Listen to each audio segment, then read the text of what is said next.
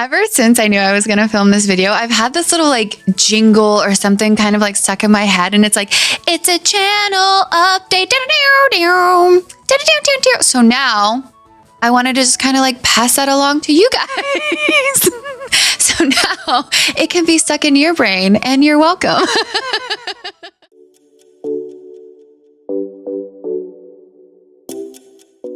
What's up, YouTube? I'm Shenanigans. You can call me Shan. And yeah, it's a channel update. I feel like so much has gone on in April and since like the last channel update that I had that I kind of wanted to like give you guys, like sit down and talk with you guys. Plus, I don't ever really get to like sit down and talk with you guys. You know, we always are in the background of a game and doing other things. So I don't know. I just kind of wanted to give you like a little bit of insight into what's going on with the channel, what's going on with my move, what's going on with the games that we're playing. So here we go. Yeah, April was really tough. Not all of it. There were some really great things that happened in April. I got to go home to see my family.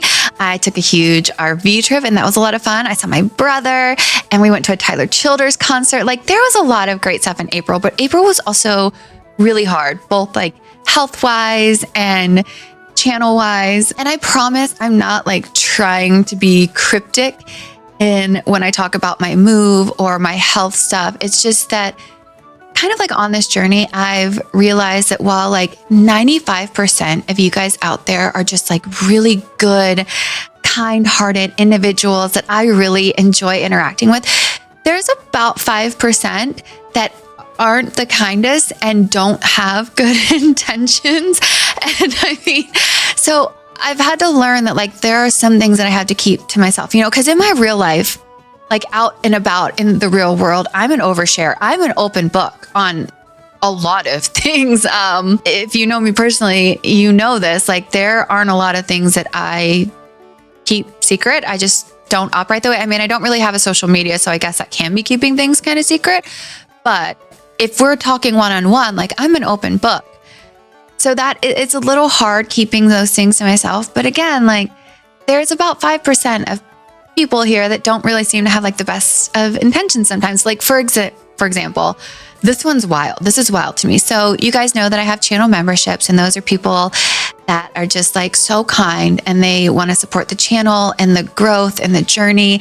And those are the people that I go to for everything first, basically. So like, what would you like to see on the channel? What did you guys think about this? I kind of give them updates a little bit sooner than what I give just like the general subscribers. I love my channel members. I think that they are just like the hottest things in the club. I love them so much. But I literally had a channel member who would pay every month to be my first hater. It was so strange.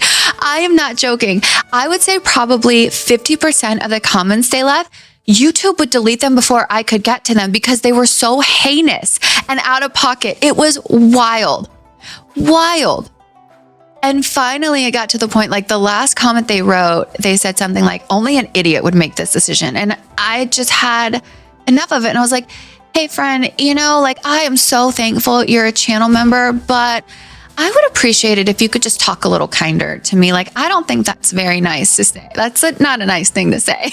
And they doubled down on it and I had to ban them because like, it's so hard sometimes reading those things all the time that I've kind of had to learn. There's some things that I just need to like keep to myself because there's going to be people out there who are just going to be mean, right? And so I don't want to give them any extra ammunition. So I promise you guys, I'm not trying to be like cryptic and mysterious with like my health stuff or my move or anything. It's just, it's hard to know what to share and what not to share and what's going to be used against you and what's not, you know? And the thing is, I really am fine. Like this has been a little bit of a struggle for me. So I love running. I love lifting. I was a college athlete, always been like a really active person. So to kind of go from that to being diagnosed with this chronic illness that I have to manage like every day now for the rest of my life, it's a lot to wrap your head around, you know, like I really am fine, but there's some managing that goes on there. So I'm just navigating kind of like a new way and figuring it out as I go. There are definitely days where I've felt worse than others. I think that's evident in like episode 10 of my Mass Effect journey. Like you can tell like I look a little sick. I personally think I was like 2 days removed from the hospital stay fiasco, and I probably shouldn't have recorded, but I just needed like a little bit of normalcy, like a little bit of like distraction, right? And that is what I think is so beautiful about YouTube and this space, is that we can come together for a couple hours out of our day and we get to turn the outside world off for a little bit, right? And we just get to immerse ourselves in these stories and in the love of these characters and this world or whatever it is we're doing. And we get to hang out for a couple hours without all the other nonsense that's kind of like going on in our lives. And I think that that is so beautiful. And I'm so thankful for you guys and in giving me those distractions. I'm very, very lucky that I'm very blessed to have a really great support system. But even with a great support system, I still need those distractions. And I'm just very appreciative and grateful and thankful for you all providing that to me, providing this kind of like outlet for me to just kind of escape for a little while, escape the real world. And I hope that I provide that to you too, that we just kind of sit together for a couple hours and forget about whatever else is going on. And we laugh and we cry. And it's okay for a couple hours, right? That's kind of my hope. As for my move, again, I promise, someone was like, is it still a secret? And it's not that it's a secret. It's just, so in 2018, I was actually supposed to move to South Korea. And unfortunately, I was diagnosed with melanoma skin cancer. And so that X'd it, like that put a hold on things. And I think with all the other health things I've experienced this year, I'm almost afraid to put it out there where I'm going until like I have landed in country, because things change. Life will throw curveballs at you. Nothing is certain and we're just kind of along for this ride. So I almost don't want to say until I'm in country. But what I will say is it is in Asia. And I will say the other two countries that I could have potentially, or the other two places I could have potentially gone to, I was like this close to going to Australia. I won't say like what city or anything because I could still go there down the line, but like this close to Australia or this close to Singapore. But it was this other country and I'm super excited about it. I cannot wait to get there. And I know that like it's going to be a great experience. Just kind of left it up to the universe, and the universe said, this is for you. And if I don't know, a couple months from now, the universe says this actually isn't for you and you need to go somewhere else, that's okay too, because in 2018, when I was supposed to go to South Korea and then I got the melanoma skin cancer, 2 years later, it opened up the road for me to go to Hawaii. 2 years later, I was in Hawaii, which was the best experience of my life and exactly what I needed. I know that if things change, it will be okay and it'll be taken care of and I'll be exactly where I need to be. But again, I just haven't wanted to share it just because I don't know, things can change so quickly. So I will share it eventually. It is somewhere in Asia, I promise. I feel so weird being like cryptic and mysterious, and I swear I'm not being like a weirdo. There are just some things that I've learned to keep to myself and some things that I just don't want to jinx, if that makes any sense at all. So not only has like all of that stuff been kind of going on in the background in like my personal life, but oh my gosh, has this channel gone through some like ups and downs this past like couple months. In March, I got flagged a couple times for my Kingdom Come Deliverance 2 videos. And that was really scary because if you get so many strikes on your channel, you can have your channel deleted. And even if the strikes are appealed, which mine were, YouTube can kind of be like, not trust you. And you're kind of on like a probationary period almost. What I think it was is that in both of the episodes, both 1 and episode 2 of my Kingdom Come 2 Deliverance, Henry and the guys had their shirts off.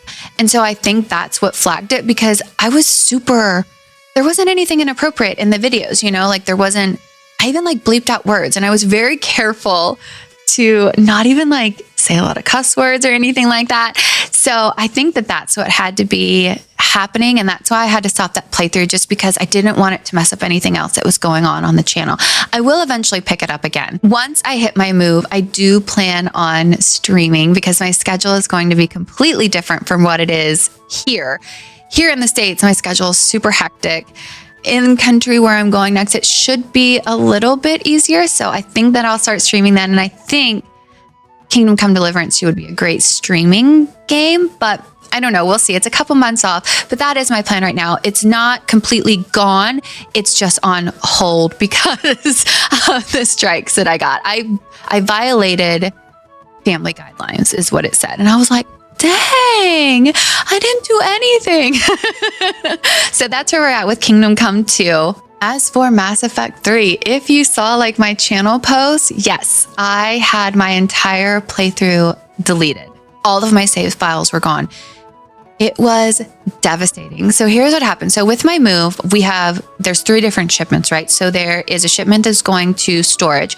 There's a shipment that goes across on boat, and then there's a shipment that goes across on air.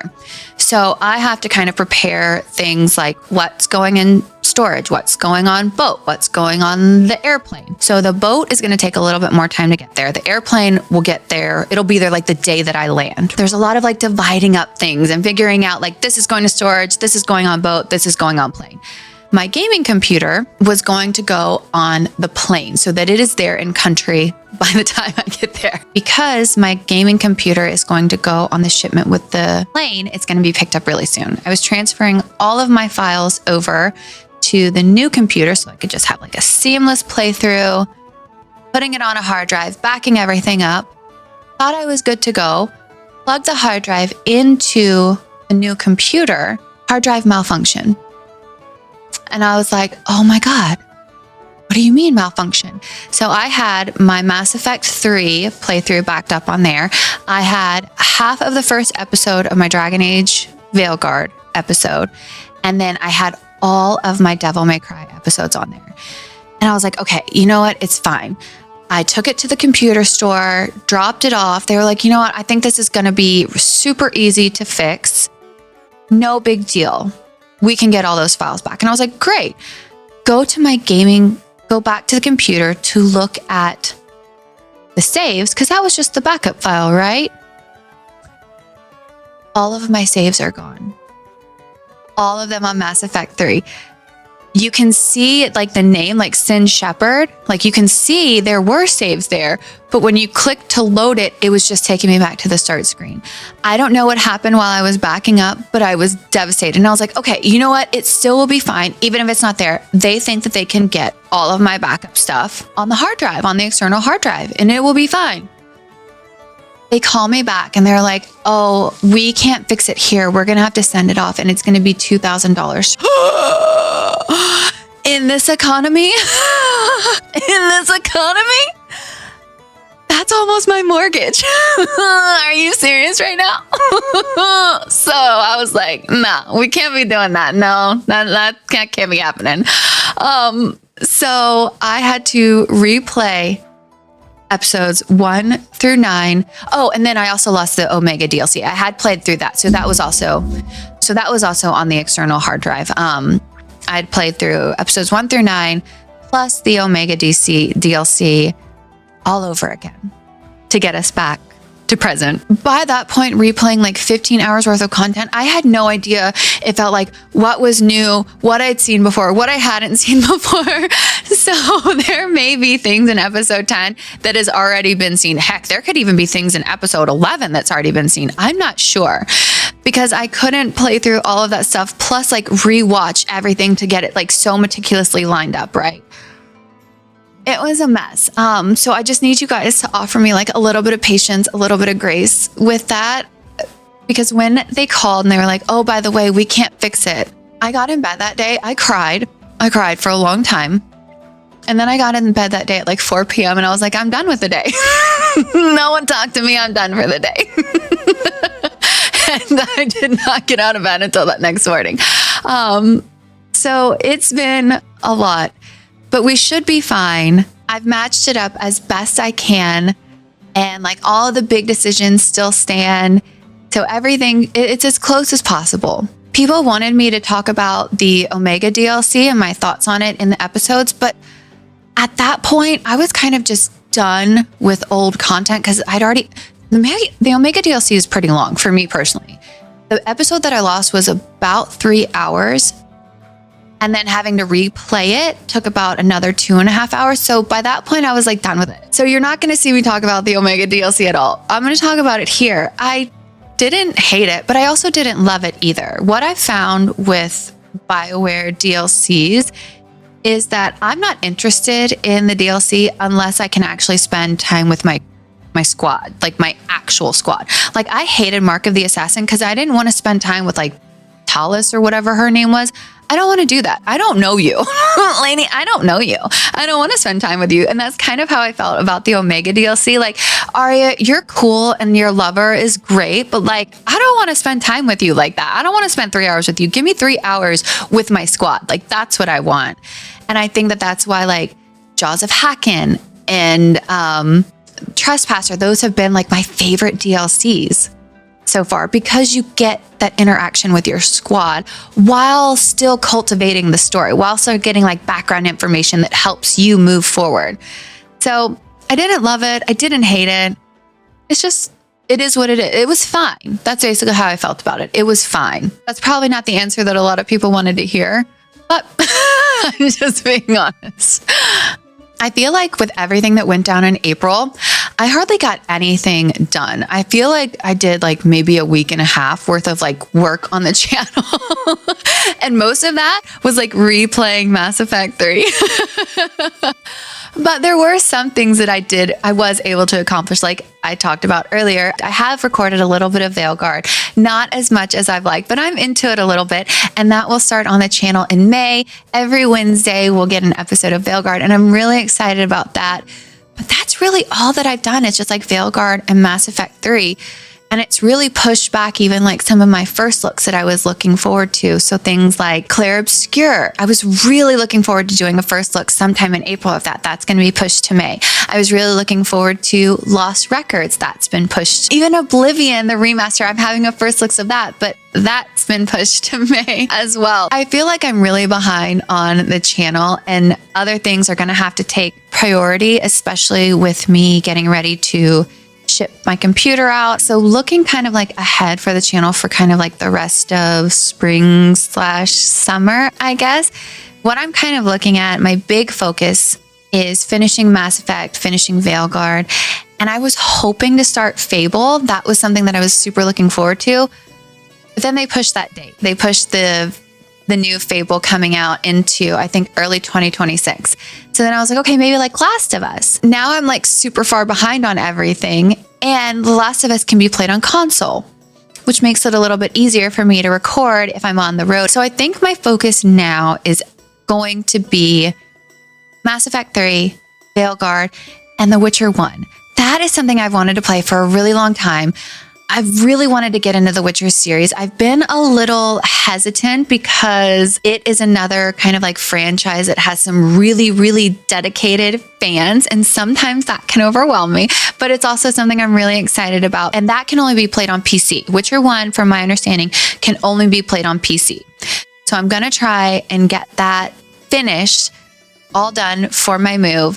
And then we'll see from there. So that's kind of the plan for the rest of spring / like early summer. Mass Effect 3, Veilguard, Witcher 1. If you have tips for Witcher 1, I would love to hear them. If you have tips for Veilguard, I'd love to hear them. Anything you guys like, are there mods that I need to download? Are there things I need to look for? I've heard that Witcher 1 can be a little bit janky on the computer. So are there mods that I need to do? Do I need to have a patch for it that I make sure? I don't know, but I'm super excited to just kind of like get into it and see. So that's kind of where we're at on the channel. That's kind of where like my move's at and what we're looking towards in the future.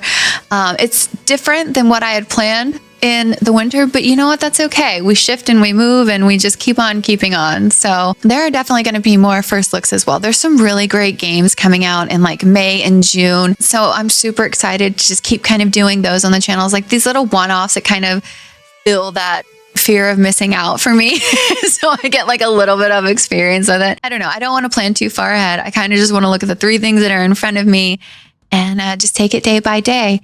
I'm just so thankful for you guys.